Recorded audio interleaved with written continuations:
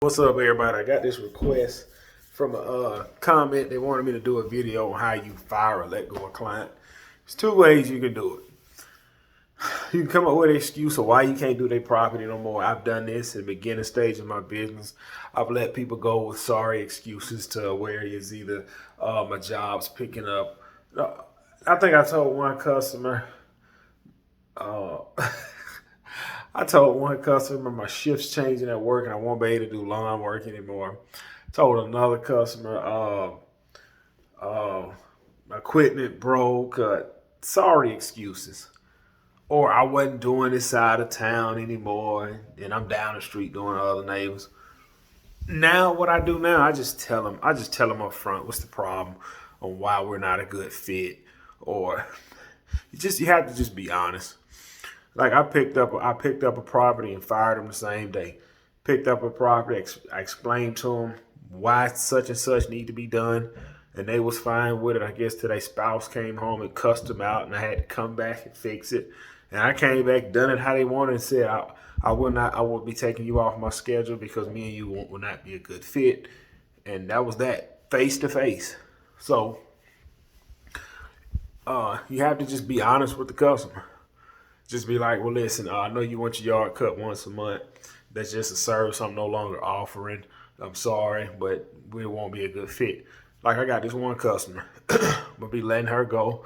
Uh, I took her property on outside of my service area, thinking I could kind of grow that side of town.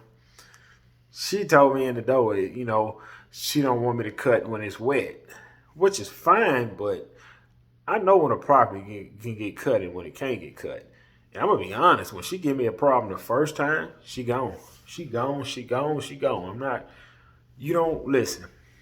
Everybody starts a business, they have a full-time job or they had one. And they know how things operating at their full-time job. They may have a supervisor they didn't want to work for, a foreman, something. But listen, you have enough stress at your full-time job. You have enough stress when you come home. You do not want stress in your business. Dealing with a client or a customer. Cut all the stress out your business, no matter what they paying you. I've been taking over in business. Like I said, I had this one client. I'm gonna be straight. I was cutting the grass for this one client, weed eating, edging, doing shrubs, blowing down for $60. $60. And instead of me saying, look, listen, man, I'm not getting paid enough for your yard, I'm gonna have to move on. I came up with a lame excuse where, oh, I'm not getting enough family time, I won't be able to make it back, blah, blah, blah. And what it was, he opened the door for it because he was saying, listen, man, COVID hit, gym closed, I'm gonna start doing my yard work to get some exercise. And I was like, oh man, that's no problem. That works perfect because I was losing a lot of family time. I have to let people go. I let his yard go. I let his neighbor yard go. I let his relative yard go. Instead of me being honest with them people, I had a sorry excuse. The other one was the same thing. I'm missing a lot of family time. I can't do it no more. And the other one was I just won't have time. And then one guy told him, man, I'm not coming to this side of town no more. Business picking up on the other side.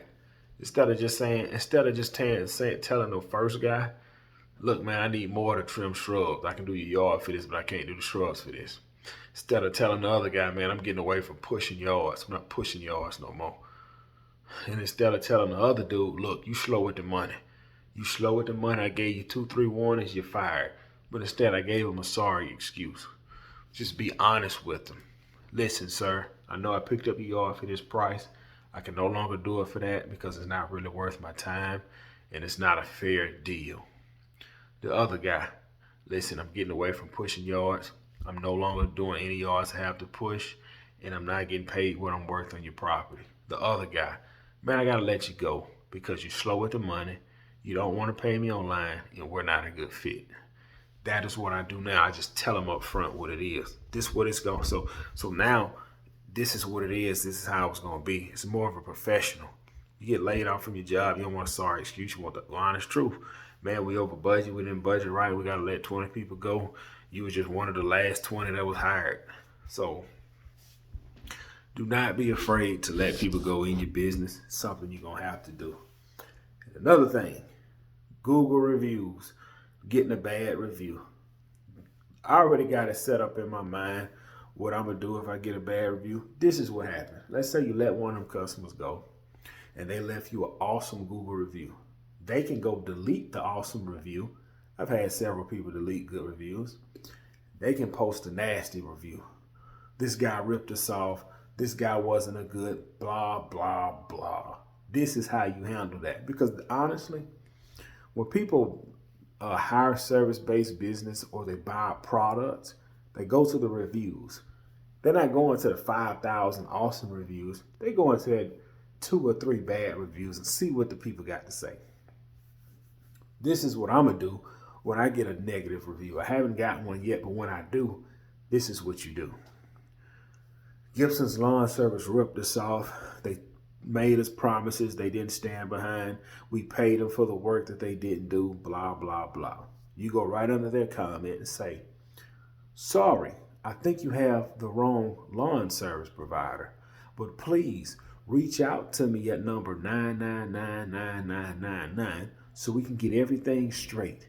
We try to provide top quality service for all of our clients, and we believe you may have the wrong company. So please reach out to me at this number so we can get everything straight.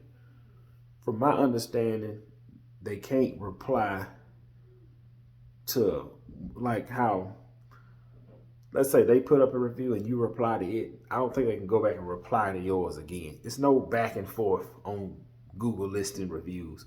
So then when a next customer see that one negative review, oh, okay, Gibson must have didn't service their property. But if they did, they leaving the numbers to straighten everything out.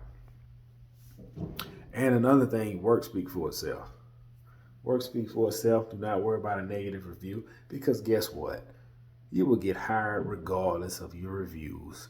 Because Chuck and the truck get hired without a website, without Google listings, and without reviews. Because at the end of the day, people just want their grass cut and they don't want to do it.